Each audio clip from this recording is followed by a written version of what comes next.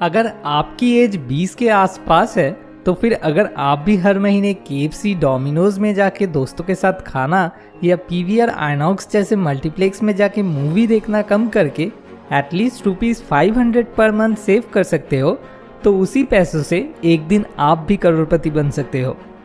सुनने में मजाक लग रहा है? क्या आप जानना चाहोगे कैसे? शेयर मार्केट में इन्वेस्ट करके। लेकिन यार मैंने तो सुना है शेयर मार्केट में इन्वेस्ट करना जुआ खेलने के बराबर होता है। कितने लोगों का कितना पैसा डूब जाता है। नहीं भाई, मेरे लिए तो बैंक ही ठीक है। वर्ल्ड के तीसरे सबसे अमीर इंसान वॉरेन बफेट, जिन्हें द विज़र्ड ऑफ इन्वेस्टमेंट के नाम से जाना जाता है, वो जिसे अपना गुरु मानते हैं वो है बेंजामिन ग्राहम। और बेंजामिन ग्राहम का लिखा हुआ बुक द इंटेलिजेंट इन्वेस्टर पढ़ने से पहले मैं भी आप ही की तरह सोचता था। और अगर आप इस चैनल के पुराने सब्सक्राइबर्स में से एक हो तो मुझे यकीन है आपको मुझ पे इतना तो भरोसा ज़रूर होगा कि मैं कभी भी आपको कोई जुआ खेलने का सलाह नहीं दूंगा। मैक्सिमम लोग शेयर मार्केट में इन्वेस्ट नहीं करना चाहते क्योंकि इसमें रिस्क होता है। कैसे उसी रिस्क को हम चाहे तो ऑलमोस्ट ज़ीरो कर सकते हैं, और शेयर मार्केट के बारे में ऑलमोस्ट ज़ीरो नॉलेज होने के बावजूद भी कैसे शेयर मार्केट में इन्वेस्ट करके करोड़पति बना जा सकता है, वही आज मैं आपके साथ इस वीडियो में प्रूफ के साथ शेयर करने वाला हूँ। अब रही बात बैंक में सेविंग्स अकाउंट में पैसा रखने की, तो क्या आपको ये चीज़ मालूम है, आप जो पैसे बैंक में अपने सेविंग्स अकाउंट में जमा कर रहे हो उस पैसे की मदद से बैंक तो दिन ब दिन अमीर बनता जा रहा है, लेकिन आप एक्चुअल में गरीब बनते जा रहे हो। इंडिया में इन्फ्लेशन रेट है ऑन एन एवरेज 6%। मतलब आज आप जितना चीज़ 100 रुपीज़ में खरीद पा रहे हो वही सेम अमाउंट ऑफ चीज़ अगले साल खरीदने के लिए आपको 106 रुपीज़ चाहिए होगा। लेकिन बैंक में सेविंग्स अकाउंट में इंटरेस्ट कितना मिलता है? 4%। मतलब आज अगर आप बैंक में 100 रुपीज़ जमा करते हो तो एक साल बाद आपको बैंक से 104 रुपीज़ वापस मिलेगा। लेकिन एक साल पहले जब आपने बैंक में 100 रुपीज़ जमा किए थे तब आप उस 100 रुपीज़ से जितना चीज़ खरीद पाते वही सेम अमाउंट ऑफ चीज़ अब आपको 106 रुपीज़ दे के खरीदना होगा। मतलब आपको 2 रुपीज़ का नुकसान हो गया। दूसरी तरफ आपके उसी 100 रुपीज़ को बैंक ने दूसरे किसी इंसान को 12% इंटरेस्ट रेट से लोन पे दे दिया। मतलब एक साल बाद उस इंसान को 112 रुपीज़ बैंक को लौटाना पड़ा। अब उस 112 रुपीज़ में से बैंक ने आपको 104 रुपीज़ लौटा दिया। मतलब आप ही के 100 रुपीज़ को काम में लगा के बैंक ने तो 8 रुपीज़ का प्रॉफिट कर लिया, लेकिन वही आपका 2 रुपीज़ का लॉस हो गया। मतलब बैंक दिन ब दिन अमीर बनने लगा और आप गरीब। अब आते हैं शेयर मार्केट की बात पे। शेयर मार्केट आखिर है क्या? ये काम कैसे करता है? तो मान लीजिए आप किसी कंपनी के मालिक हो। अब आप चाहते हो पब्लिक से पैसा लेके अपने बिजनेस में लगाना।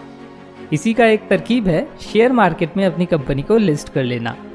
अब मान लीजिए अभी आपकी कंपनी की टोटल वैल्यू है 100 रुपीज़, तो आपने अपनी पूरी कंपनी को 100 यूनिट में डिवाइड कर लिए।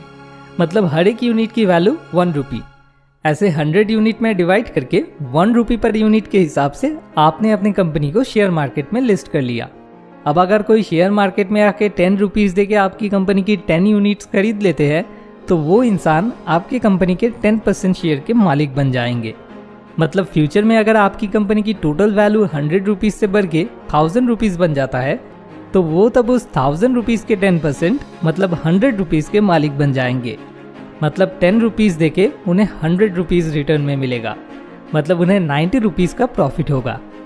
लेकिन अगर सपोज आपकी कंपनी लॉस में आने लगी और उसकी टोटल वैल्यू 100 रुपीज़ से गिर के 10 रुपीज़ तक आ गई तो तब उन्हें उस 10 रुपीज़ का 10% मतलब 1 रुपी रिटर्न मिलेगा।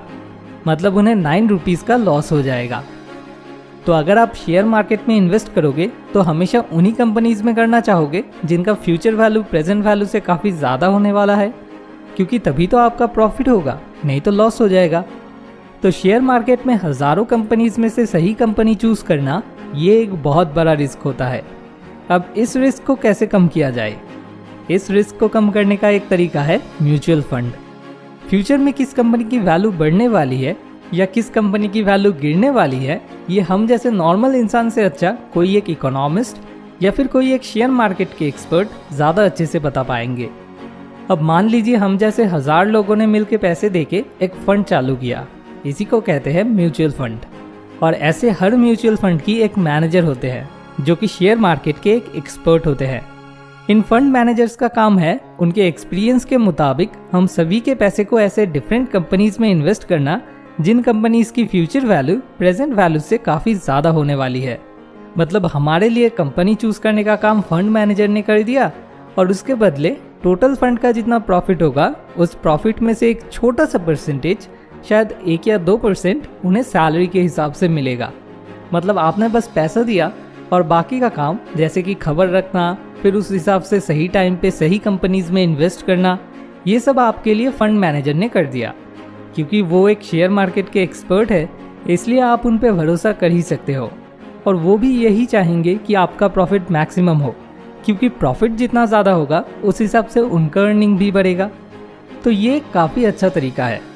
अब यहाँ पे प्रॉब्लम ये है कि चाहे आपका फंड मैनेजर कितना भी बड़ा एक्सपर्ट क्यों ना हो, फ्यूचर में क्या होने वाला है वो कोई भी 100% गारंटी के साथ नहीं कह सकते।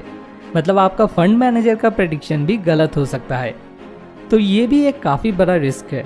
तो अब इस रिस्क को कैसे कम किया जाए? इस रिस्क को कम करने का तरीका है इंडेक्स फंड।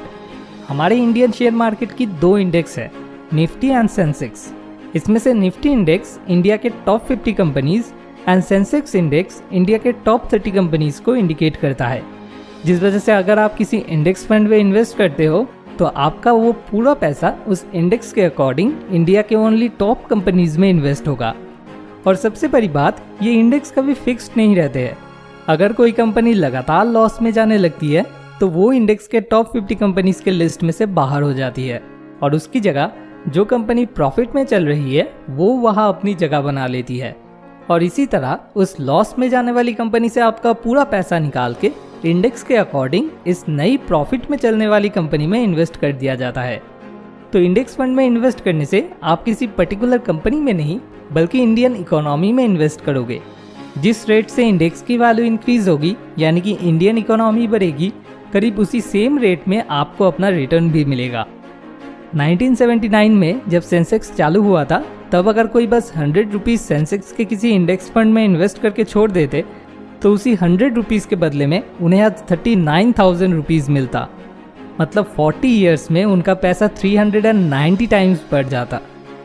इसे ही अगर परसेंटेज में कन्वर्ट किया जाए तो शुरू से लेके आज तक सेंसेक्स का एवरेज रिटर्न रहा है 17% CAGR। और क्योंकि ये रेट काफ़ी हद तक हमारे इंडियन इकोनॉमी के ऊपर डिपेंड कर रहा है, इसलिए लॉन्ग रन में इस रेट का बहुत ज़्यादा इधर उधर होना पॉसिबल नहीं है। फिर भी अगर मैं मान लूँ कि अगले 40 ईयर्स में ये रेट 2% घट के 15% होने वाला है, तब भी आज अगर आपकी एज 20 है और आज से ही अगर आप हर महीने इंडेक्स फंड में सिर्फ 500 रुपीज़ पर मंथ करके इन्वेस्ट करने लग जाते हो तो आज से 40 साल बाद 15% CAGR के रेट से आपको टोटल 1.5 करोड़ रुपीज़ रिटर्न मिलेगा। इसके लिए ना तो ज़रूरत है शेयर मार्केट के बारे में जानने की, ना तो ज़रूरत है कोई रिसर्च करने की, और ना ही ज़रूरत है बढ़िया म्यूचुअल फंड कौन सा है वो ढूंढ निकालने की। ऊपर से रिस्क भी ऑलमोस्ट ज़ीरो है क्योंकि ये देश की GDP के ऊपर डिपेंड कर रहा है। कुछ भी हो जाए, देश की GDP कभी भी ज़ीरो होना पॉसिबल नहीं है, या अचानक बहुत ज़्यादा घटने या बढ़ने का भी कोई चांस नहीं है। बस आप अगर अपना मंथली एक्सपेंस थोड़ा कम करके हर महीने सिर्फ 500 रुपीज़ किसी इंडेक्स फंड में भी इन्वेस्ट कर सकते हो, उतना ही काफ़ी है। और ये तरीका मैंने आविष्कार नहीं किया है। बेंजामिन ग्राहम ने अपना बुक द इंटेलिजेंट इन्वेस्टर में एक नो नथिंग इन्वेस्टर, मतलब जिन्हें शेयर मार्केट के बारे में कुछ भी पता नहीं है, उनके लिए इसी तरकीब को उन्होंने बेस्ट मेथड रिकमेंड किया है। अगर आप इस बारे में और भी डिटेल्स में जानना चाहते हो तो नीचे डिस्क्रिप्शन में दिए हुए लिंक से जाके आप द इंटेलिजेंट इन्वेस्टर बुक को खरीद सकते हो। अब आखिर में आपसे एक छोटी सी रिक्वेस्ट, अगर इस वीडियो से आपको इतनी सी भी मदद मिली हो तो इसे ज़रूर अपने दोस्तों के साथ शेयर कीजिए ताकि वो भी अपने पैसे को सही तरह से इन्वेस्ट कर पाए। Thanks for watching. More wisdom, more solution, better life.